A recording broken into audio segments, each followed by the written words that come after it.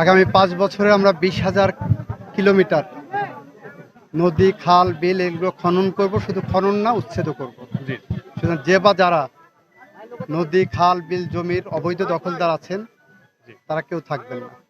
মত বিনিময় করব সংশ্লিষ্টদের সাথে, ভুক্তভোগীদের সাথে এবং বিচার বিভাগের সাথে কথা বলে কার্যকরী যে পদক্ষেপ আমরা সুপারিশ আকারে পাবো, আমরা চেষ্টা করব সেই পথ ধরে এগিয়ে। আপনাদের স্ট্যাটিস্টিক্সটা মনে হয় সঠিক নাই, ২ শতাধিক নাই, অনেক কম আছে।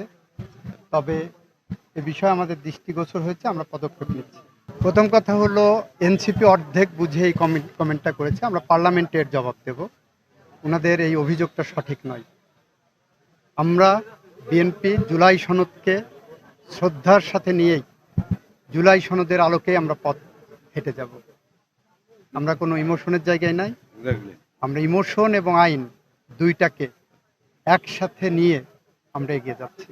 জুলাই সনদে আপনারা যারা পড়েন তারা পড়ে দেখবেন, ওখানে বলা আছে সংবিধান সংশোধন সাপেক্ষে এই সনদের শর্তাবলী কার্যকর হবে। আমরা সংবিধান সংশোধন করে সাংবিধানিকভাবে যে প্রক্রিয়া, সেটাই আমরা যাব, সেই পথেই যাব।